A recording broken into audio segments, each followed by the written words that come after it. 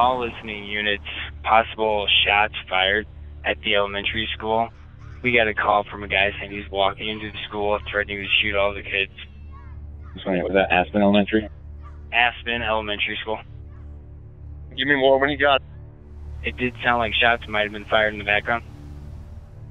What was going through my mind is, this is my disaster as the sheriff.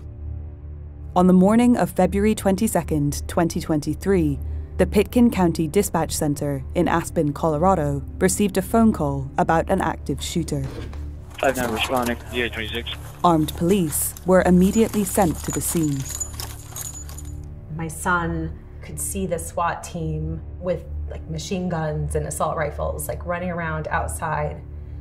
And so he was sure that somebody was coming, to shoot them, and he thought he was going to die that day. Get inside!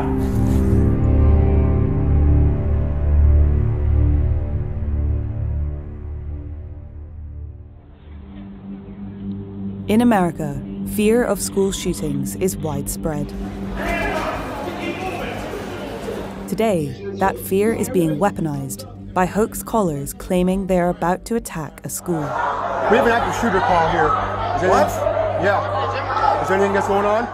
These calls are often called SWAT hoaxes because they require the response of a full Special Weapons and Tactics, or SWAT, team. There are no solid data on how often these happen, but reports of hoaxes in the media suggest they're increasing.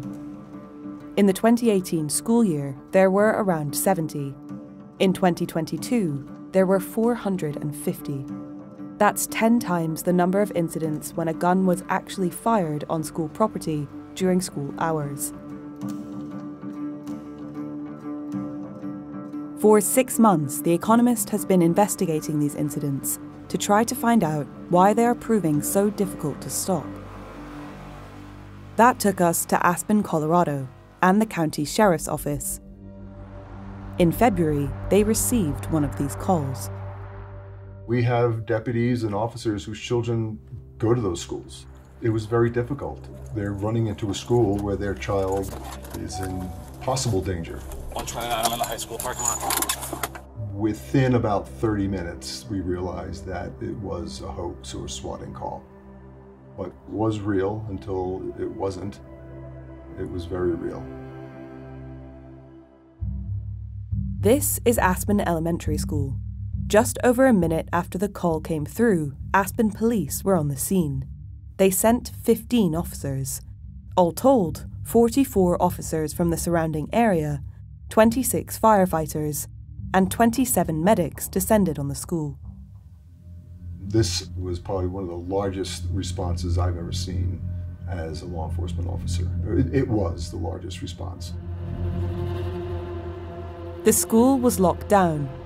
Cheryl's son was one of around 500 children inside. There's SWAT teams running around outside. Hey guys, you head back down to the parking lot. He very legitimately thought that there was someone in the school, coming to shoot them. Aspen Elementary was not the only school to go through this in February. There were a total of 148 hoax calls made that month, often several per day. On February 8th in Vermont, there were 21. On the 15th in Massachusetts, there were at least 13.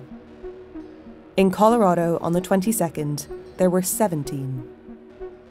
The first call came in at Alamosa at 8:24. Aspen's call came through shortly after.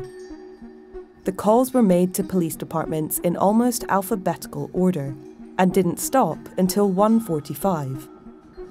Audio of the calls The Economist has studied shows they came from the same voice, working off a script. I have an AR-15 and pipe bombs with me. AR-15 and pipe bombs with me. AR-15 and pipe bombs. The fact that this attack was so well orchestrated suggests this was more than just prank calls. I personally feel this is an act of domestic terrorism to do this. It was an intentional plot to terrorize people. In her career as an FBI intelligence analyst, Jen Dobler investigated numerous swatting incidents. Working out of New York City after 9/11, we experienced swatting on a fairly regular basis, where we would get calls in saying there was a pipe bomb on the L train, or there is a man with a bomb in his shoe coming in on the next American Airlines flight. But today's swatting calls are different. The majority of cases of swatting that I have seen are not a disgruntled individual sitting in their basement calling from a landline. The incidents that we're seeing today are extremely high-tech. Some swatters advertise their services on the dark web, asking to be paid in cryptocurrency. AI is sometimes used to generate fake voices on phone calls. All of this can make tracking down a swatter incredibly difficult. At the start of an investigation, the only thing law enforcement has to go on is the initial phone call. And that can give us some clues. Police reports The Economist has looked at reveal the Colorado caller used at least 2 phone numbers.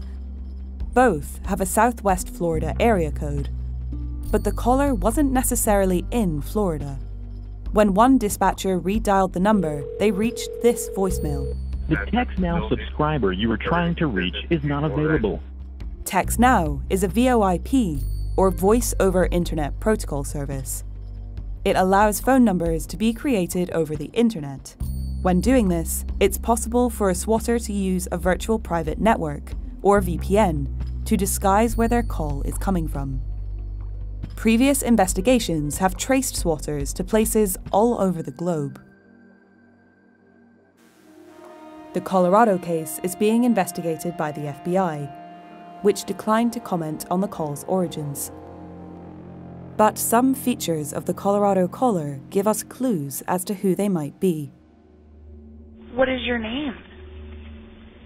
It's Nelson. The name Nelson is, in and of itself, is a little bit interesting because there were 2 very, very successful swatters who are currently behind bars. One is James McCarty, who's known as Aspartame Online, and then another one is Kaya Nelson, who was known as Chumlol. Like the Colorado caller, this team usually claimed to have an AR-15 and pipe bombs. I don't believe that that is just in and of itself a coincidence, especially if they use the name Nelson. This has to be, in my opinion, someone who has some sort of knowledge about Chumlol and Kaya Nelson. Today, the fight back against SWAT hoaxes is ramping up. In the summer of 2023, SWAT hoaxes were made a felony in Colorado. 15 other states have done the same. The FBI is now tracking these calls. And some think the call service providers should also be better policed. When you have a singular user that creates an account from a VPN and all of a sudden is making 10 calls in a 5-minute span to different numbers, there should be some sort of, hey, maybe we're going to shut this account down. We reached out to TextNow during the course of our investigation. They said, TextNow does not condone the use of our platform for swatting, harassment, fraud, or other illegal activity that jeopardizes public safety. And since May, they have taken steps to stop bad actors from using the service, such as disabling the ability to make calls from a web browser when connected via VPN. These hoaxes may not make the news in the same way a shooting does. Doors propped open.